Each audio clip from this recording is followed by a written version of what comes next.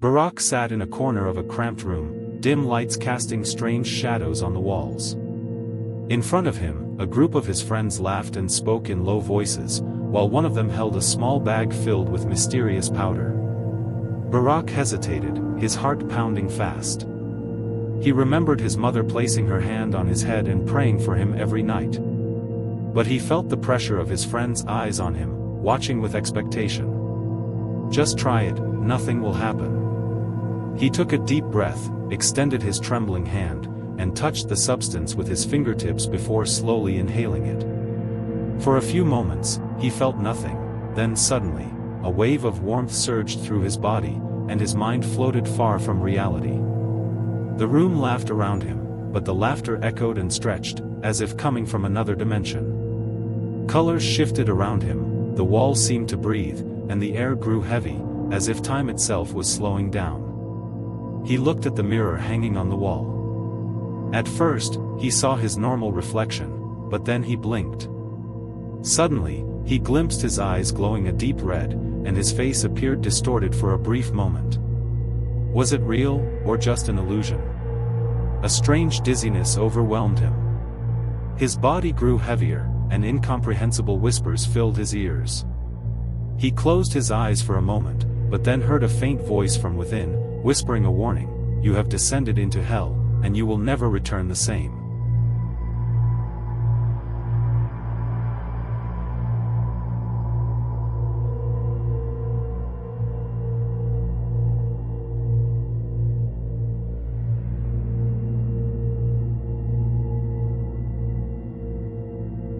Barak awakens in the dead of night, his body drenched in sweat, heart pounding like a war drum. A chill crawls down his spine. Someone is watching him from the shadows. He tries to move, but his limbs are frozen, anchored by an unseen force. Slowly, he rises. His eyes scan the room. Everything seems ordinary. Until he sees the mirror in the corner. Something is wrong. His reflection doesn't mimic him in perfect unison. It lags, disconnected. As though the image inside the glass is no longer his own. He steps closer, studying his face. For a fleeting moment, all appears normal. Then, in a sudden, inhuman shift, his eyes widen unnaturally. His skin turns a ghostly blue, drained of life. And his teeth, elongated into monstrous fangs. He stumbles back in terror. But the reflection doesn't follow. It grins. A twisted, demonic smile. From within the glass, a voice whispers. Low, cold, and final. "You have changed, Barak. You are no longer human." Dark shadows slither from the corners of the room. Moving like sentient beasts. They form grotesque figures, mutated, torn. Eyes gleaming like cold stars in the abyss. They surround him. They murmur ancient, cursed words. "You are one of us now. There is no return." His mind begins to unravel. His body, numb and distant. The world warps into a living nightmare. He screams. But the sound is nothing more than a distant echo. He understands. He is losing control. The temptation of darkness. The monsters circle around Barak, their glowing eyes piercing into his mind, their voices seeping into his thoughts. Some of them have torn faces, others bear more than one mouth, whispering dark words to him. "You are a zombie, a beast among humans.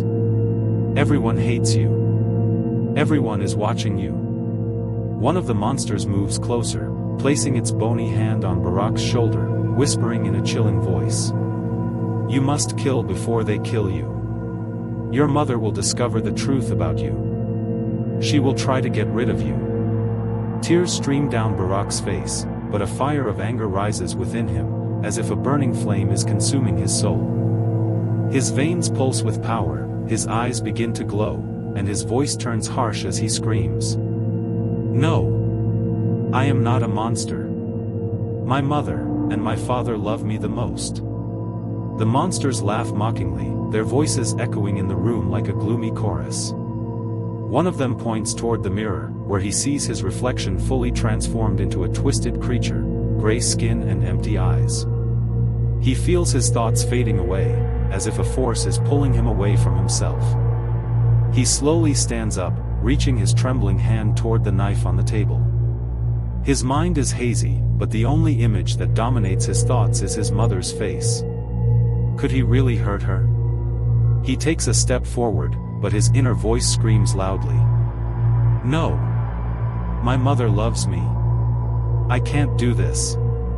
For a moment, the images of the monsters flicker, but they return, whispering more clearly. If you don't do it, she and your father will kill you.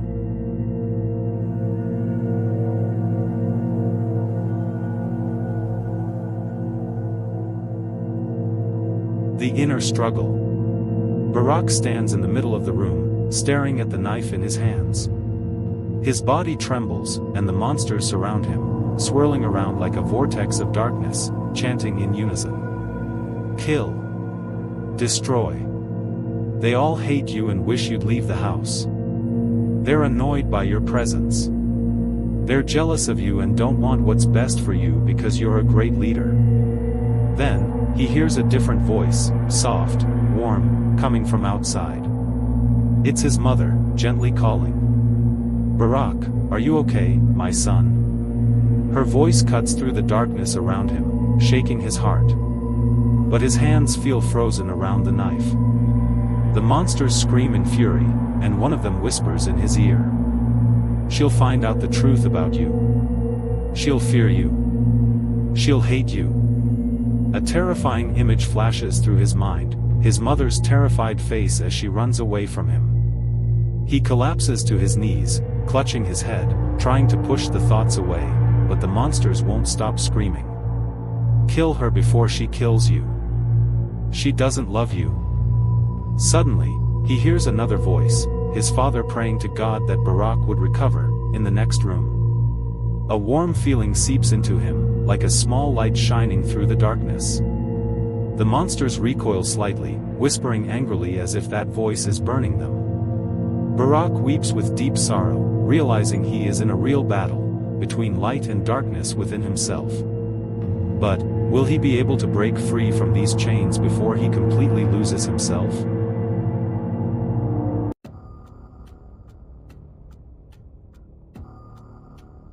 The appearance of the angel. Barak sits on the ground, sweat dripping from his brow, while the fiends still hover around him like dark shadows whispering in his ear. Suddenly, a warm breeze flows through his body, and it feels as if the room has filled with a soft, glowing light. He slowly lifts his head to see a small radiant being floating in the air before him. Its face shines with peace, its eyes full of mercy, and its voice calm yet powerful. Barak. I am your good deeds, and I have come to save you. The fiends scream in fury, retreating backward, writhing as if in pain from the light now spreading through the room. One of them roars. Don't listen to him. We are your truth. We are your strength. The small angel places its hand on Barak's heart, and suddenly, he sees beautiful memories, his parents giving to the needy, praying for him every night, smiling at him with love. He feels a warmth in his chest, as if a light has begun to shine within him. The fiends begin to split into two, some pulling Barak toward the darkness, others trying to flee from the light. The angel whispers to him. The choice is yours, Barak.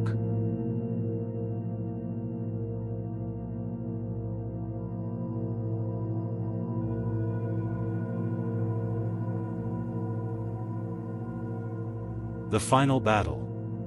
As soon as Barak screamed, the room shook violently, as if an earthquake had struck the place. The monsters retreated, but their massive leaders remained firm, their glowing eyes blazing with fury. One of them roared in a thunderous voice, "You are our king. We will not let you leave so easily." The little angel stood in front of Barak, spread his glowing wings, and said in a steady voice, "They won't be able to harm you if your faith is strong. Resist, Barak.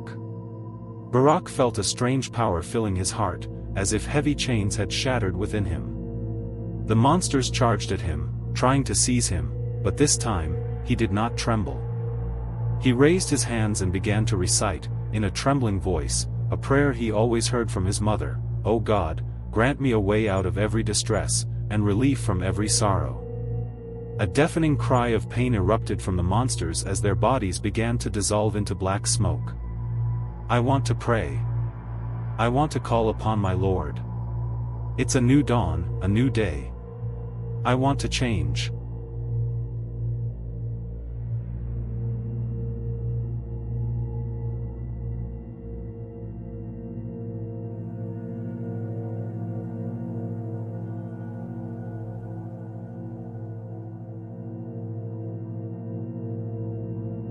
The new path. Barak's mother sat beside him, gently caressing his head with affection. Her tears mingled with her smile. His body was still trembling, but his heart began to feel a different kind of warmth, the warmth of returning to the light after a long period of darkness. He lifted his head and looked at his father, who was silently watching him, his eyes filled with unspoken reproach. "Where was your mind when you took that first pill? How could you let yourself trade paradise for fire?" After a heavy silence, Barak's father finally spoke: "It's good that you admitted your mistake and want to recover. That's half the cure." Barak felt the weight of his father's words. He realized that getting out of this path wouldn't be easy, but he also knew he wouldn't be alone anymore. He looked at his mother, at his father, at the home he had nearly lost, and he knew deep down that he wanted to fight to reclaim himself. Suddenly, a notification sound came from his phone. He looked at it anxiously. It was a message from his old friends. "Where did you disappear to? We've got something new tonight. Bring enough money, get it however you can. Don't miss this chance." For a moment, something pulled him toward the past. But then, he took a deep breath and turned off his phone without hesitation. His father said firmly, "You must go through treatment, and we'll be with you every step of the way. We'll help you get rid of this poison, and we'll find people who have gone through the same experience to support you." The idea was frightening, but for the first time, Barak felt there was hope. He looked at his hands, they no longer trembled as they once had. He felt strength, faith, and a sincere desire to change. He raised his head, looked into his parents' eyes, now filled with determination, and said in a steady voice, "I want to start over. I want to become a better person."